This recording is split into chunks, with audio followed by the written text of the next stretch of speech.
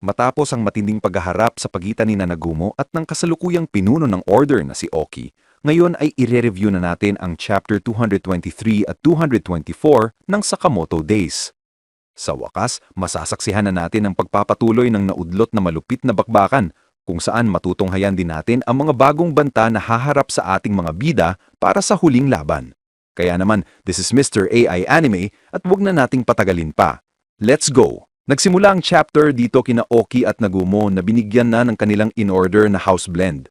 Nang magkasabay nila itong tinikman, kaagad namang kumuha si Nagumo ng kutsilyo at ibinato ito kay Oki. Ngunit dineflect ito ni Oki gamit ang teaspoon kaya bumao ng kutsilyo sa pader.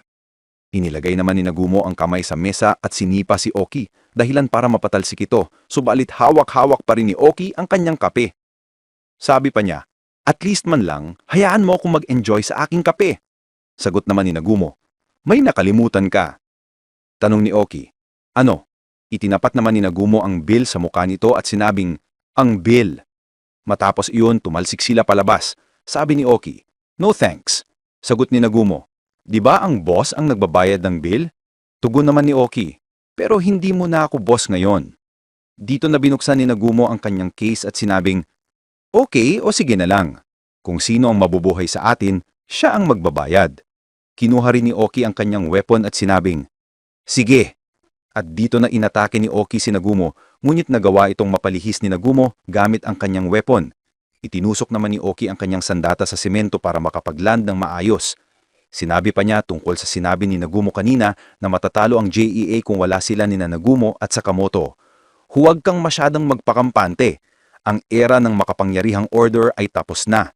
Nakapag-scout na ako at nakapag-recruit ng mga individual na may talento sa pagpatay." Matapos nito, nilipat ang eksena sa dalawang lalaki.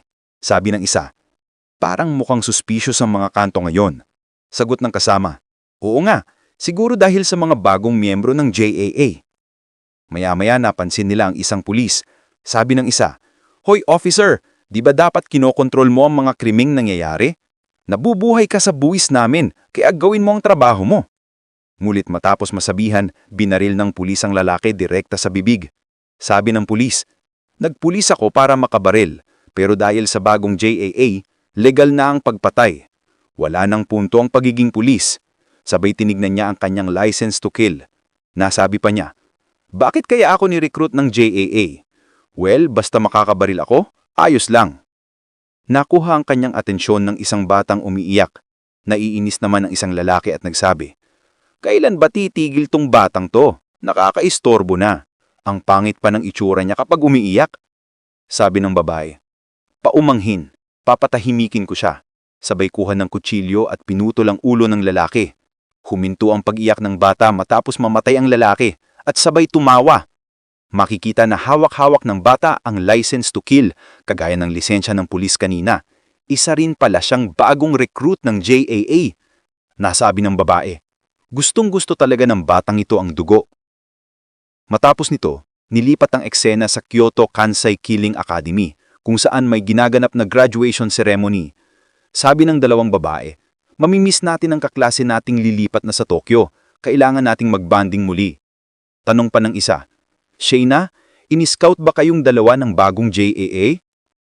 Sagot ng isa, "Totoo. Lagi namang top sa klase itong si Shayna at parehas daw sila ng kanyang kasama na mga henyo rin.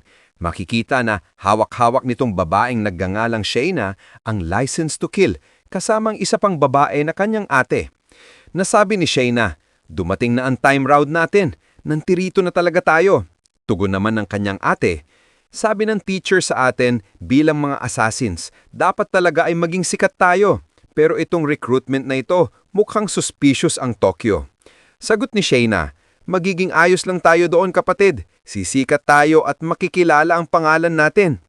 Maya-maya pa, dumating sina Gozo at Tore. Sabi ni Gozo, "May mga junior pala tayong lively dito. Hindi ako nakapag-aral doon kaya na-excite ako na may junior tayo ngayon." Sabi naman ni Tore, "Ang weirdo mo talaga, Gozo." Matapos niyan, dumating na sila sa Tokyo.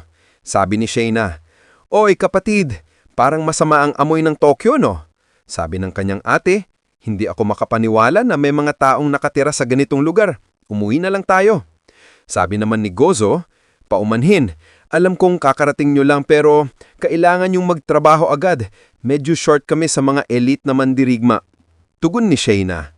Ayos lang. Sige, gawin na natin. Napansin naman ng ate ni Shayna ang isang malaking lalaking nakamaskara na nakatayo lang. Sabi ni Shayna, mukhang mabagsik itong lalaki. Ang laki niya. Ano bang problema nito? Napalunok ang ate niya at sabing, mukhang malakas siya. Sabi pa ni Gozo, hindi lang kayo ang in-scout namin. Kung gusto ninyong tumaas agad ang ranggo, dapat higitan ninyo ang iba pang mga baguhan. Ngumiti si Shayna. Oh, yan. Pero may mas mabilis akong paraan. Di ba, big bro? Kinabahan naman ng ate niya at sabing, hindi! Biglang mabilis na naglabas ng machine gun si Shayna at pinaulanan ng bala ang lalaki. Nagulat ang mga tao sa paligid. May nagpaputok ng bala. Subalit, laking gulat nila nang makita na buhay pa rin ang lalaki kahit pinaulanan na siya ng bala. Sabi pa ng mga tao, kailangan nating tumawag ng ambulansya.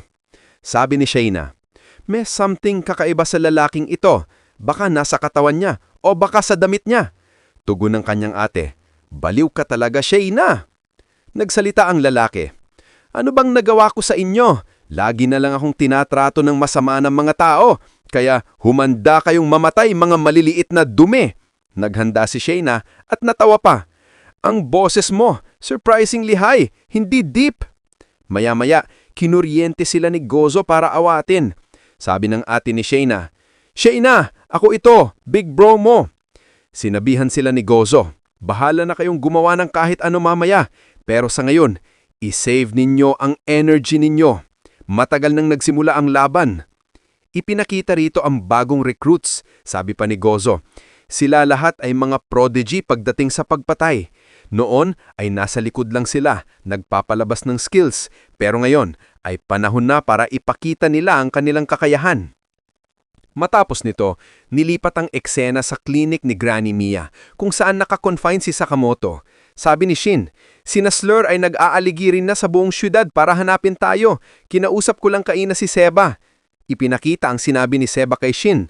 Ang JCC ay may ICU at mas safe doon kaysa sa Tokyo. Tanong ni Mafuyu, pupunta ba sina Shin dito? Sagot ni Seba, niligtas ni Sakamoto ang JCC kaya may utang na loob kami sa kanya. Matapos ay ibinalik kina Shin. Nakakuha naman si Hutang ng isang secure transport at sinabi niyang ililipat na nila si Sakamoto sa JCC. Pagpasok ni Lu, namangha siya sa lawak at laki ng interior. Sabay sabing magiging komportable raw sila dito dahil lahat sila ay magre-relocate. Tinanong naman ni Hana si Shen kung pupunta ba sila sa assassin school. Sagot ni Shen, oo, although pangit ang pagkain doon, kailangan natin itong kayaning. Nagsalita si Atari, actually, dito na lang ako. Wala na kasi akong natitirang swerte. Sinabihan siya ni Shen, delikado rito, sumama ka sa amin. Umiyak si Atari. Huwag mo akong hawakan. Walang makapagsabi kung anong klaseng kamalasan ang maa-attract ko sa inyo. Ayokong malagay ang lahat sa panganib ng kamatayan dahil lang sa akin. Hinawakan siya ng lahat. Sabi ni Awoy, ang pag-iwan sa batang babae na nanginginig ay mas masama pa riyan. Kinuha naman siya ni Lu, sabay sabing, hindi kami ang tipo ng mga tao na nagre-relay lang sa swerte. Dagdag pa ni Hutang, ang swerte ay unscientific. Wala namang ebidensya na nag-e-exist ito. Sabi ni Hana, nakita ko sa TV sa horoscope channel kanina. Swerte raw ako ngayong araw na to. Kaya pwede kang tumabi sa akin mamaya, Atari. Naiyak si Atari at humingi ng sorry sa kanila.